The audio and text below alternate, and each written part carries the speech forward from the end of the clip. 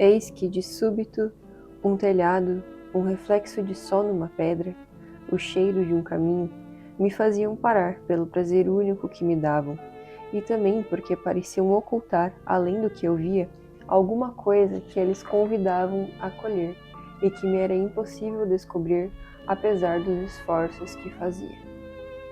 Olá pessoal, para quem ainda não me conhece, meu nome é Ana Lívia Beck, eu sou artista e nesse canal aqui eu trago conteúdos unindo filosofia, arte e literatura, com o objetivo principal de trazer para vocês coisas relevantes e que vão edificar as nossas almas. O vídeo de hoje vai ter uma estética um pouquinho diferente dos mais recentes que eu fiz. Se você assistiu os últimos, provavelmente você já percebeu que eu não tô aqui no meu cenário normal, né? Geralmente eu gravo ali no lado, que é a minha mesa onde eu só guardo os materiais, livros.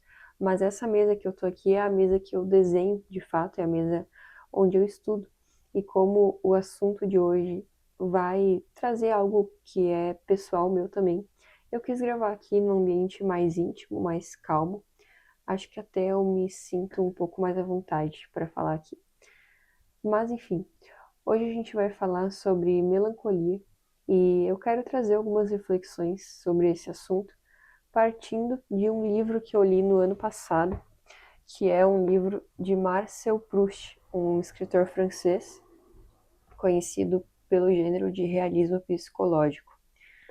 O livro é esse aqui, que é No Caminho de Swan, que faz parte de uma série de livros do Proust chamada Em Busca do Tempo Perdido, e esse aqui é o primeiro livro da série. Eu não cheguei a ler os outros, porém só esse já trouxe para mim grandes aprendizados. Esse livro foi um dos mais difíceis que eu já li, mas independente disso, ele é um livro que é muito profundo, é uma leitura extremamente prazerosa, principalmente se você for um melancólico. Falando um pouco sobre o sentido de melancolia que eu vou trazer nesse vídeo, todos nós, seres humanos, estamos sujeitos ao sentimento da melancolia, hora ou outra. Certamente que todos nós sentimos e temos momentos tristes, seja por perdermos algo ou alguém, seja por, enfim, diversas coisas contraditórias que acontecem nas nossas vidas. No entanto, talvez você conheça os 4 temperamentos que a gente tem classificados, que são aí o temperamento fleumático, o colérico, o sanguíneo e o melancólico. E o melancólico, então, é aquela pessoa que ela parece ter mais tristeza porque ela anseia quase que constantemente por coisas profundas e muitas das vezes esse desejo ele é frustrado. Então, essa pessoa ela costuma ter mais sensibilidade para a arte, para a música, ela costuma se emocionar mais fácil com as coisas, costuma ser uma pessoa mais sensível em geral. Existe uma cena nesse livro de Marcel Proust que é até bastante conhecida, que é uma cena onde ele já é adulto e ele vai tomar uma xícara de chá com os bolinhos chamados madeleines, que são os bolinhos franceses. E ele fala que esse chá com aquele bolo, né, o sabor do chá com o bolinho junto, aquelas migalhas do bolo, relembra ele de alguma memória, traz à tona para ele alguma memória de algo que ele viveu, porém demora para ele lembrar o que é, mas aquele sabor traz imediatamente no ser dele, no corpo, aqueles sentimentos daquela lembrança, mesmo que ele não lembrasse o que que é. Parecia que ele sentia que era algo muito bom. De onde me teria vindo aquela poderosa alegria? Sentia que estava ligado ao gosto do chá e do bolo, mas que ultrapassava infinitamente e não devia ser da mesma natureza. De onde vinha? O que significava?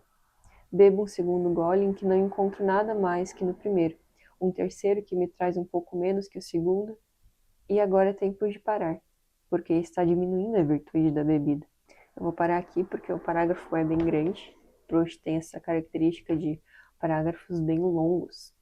Não é perca de tempo ler, mas para a gente não se prolongar muito aqui, o fato é que depois de um tempo, depois que Proust esqueceu aquela sensação, aquela memória que ele tentou resgatar, ele percebe que aquele gosto era do pedaço de magdalena que ele comia com uma tia nos domingos de manhã quando ele era criança. É uma coisa tão simples, mas que deu a ele um momento ali de prazer, de êxtase, por relembrar, mesmo que vagamente, o sentimento dessas situações que ele viveu. E existe outro trecho do livro onde acontece algo bem parecido, que é quando o Proust está assistindo um concerto e uma sonata que ele ouve faz também ele lembrar de algo que ele havia vivido. E, novamente, depois ali de um tempinho, ele recorda-se que essa lembrança era referente a um amor que ele havia vivido. E ele havia escutado essa sonata junto com esse amor do passado.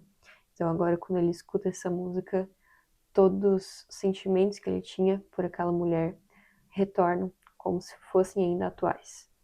E Proust fala sobre o poder incrível que a música teve aqui para reviver nele todas essas memórias. E uma coisa que eu achei muito interessante é que eu tô lendo, no momento, um livro de Shakespeare, que são os sonetos, e nesse livro eu li um soneto que me lembrou Marcel Proust, me lembrou esse mesmo assunto.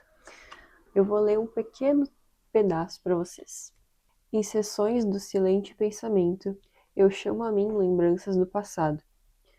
Deixo que os olhos, raro umedecidos, chorem amigos que a noite levou, as mágoas de um amor revivecido e o pranto gastem no que já passou.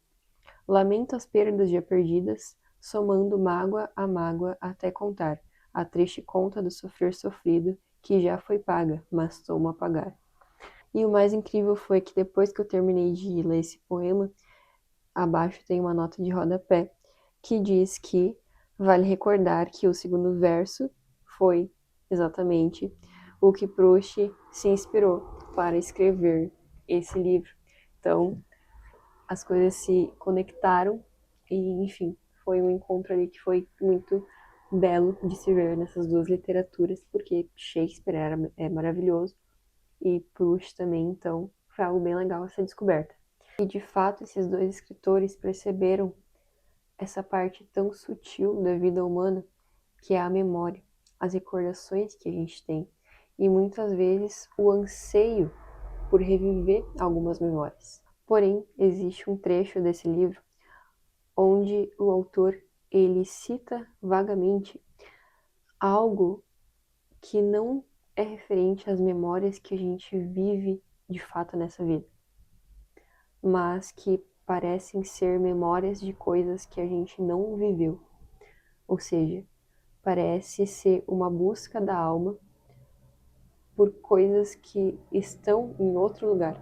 E esse trecho é justamente que eu coloquei no início desse vídeo, onde o autor demonstra que as coisas simples e belas, que muitas vezes são passadas sem serem vistas pela maioria das pessoas, ressaltam nele esse anseio por viver algo que nem mesmo ele sabe explicar e que ele não sabe direito onde está, mas esse desejo arde dentro dele quando ele vê essas belezas. E é aqui onde a nossa melancolia entra de fato, porque a melancolia, no fim, é esse desejo constante de buscar coisas profundas e belas, de cultivar a arte, de ver pinturas, de ouvir músicas, de ler poesia, de falar sobre assuntos filosóficos, porque é esse desejo de algo, de viver algo mais profundo, é esse desejo de eternidade.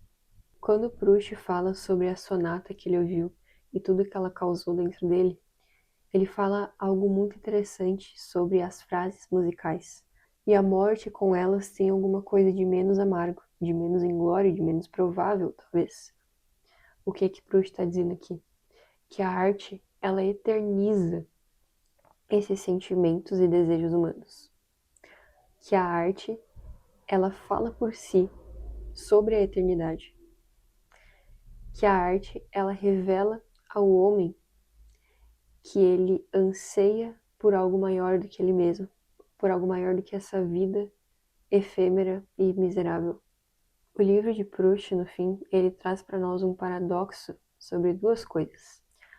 A Primeira coisa é a fragilidade da memória, porque apesar dela trazer para nós os sentimentos vagos de coisas que vivemos, ela nunca vai trazer aquilo 100%. Nunca vai conseguir reviver o corpo daquilo que vivemos. O corpo no sentido daquela situação. Aquela coisa não vai voltar, por mais que a memória lembre daquilo. E a segunda coisa é que, através da arte, as memórias são eternizadas. E que a arte revela mais propriamente, revela mais essencialmente essas coisas vividas pelo homem do que a memória em si. Então, a arte ela tem um poder maior de expressar e de deixar ao mundo essas memórias vividas.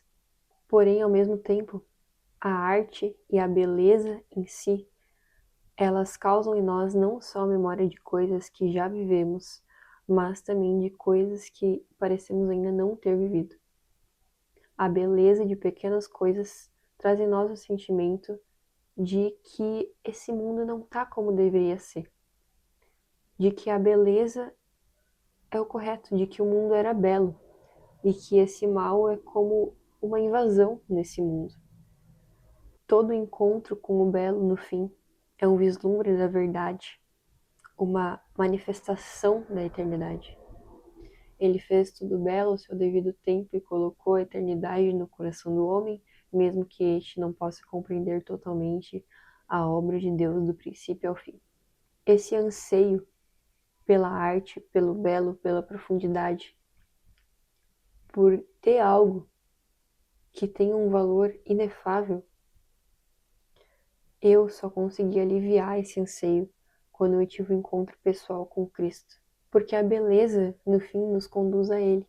E só Ele tem as chaves para fazer a gente entender um pouco sobre essa vida que a gente tanto anseia que seja além do que essa simples e imortal vida humana.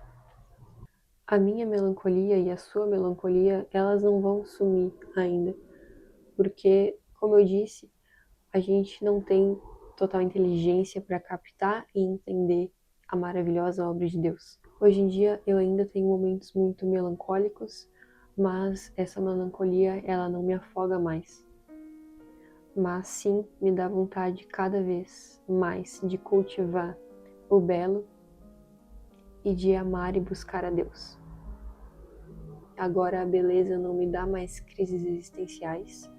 Às vezes ainda dá, mas em geral ela só me dá mais esperança e me faz vislumbrar a maravilha que é a glória de Deus e a perfeição que será o reino dos céus, quando a tristeza e todos os males dessa vida não mais existirão. Eu espero que esse vídeo, que essa mensagem tenha sido boa para sua vida, que eu tenha transmitido essa esperança que eu recebi. E se você gostou, convido você a se inscrever no canal. Também curte o vídeo e comenta para me ajudar a que ele chegue a mais pessoas. E muito obrigada também por ter assistido até aqui. Fiquem com Deus e até a próxima.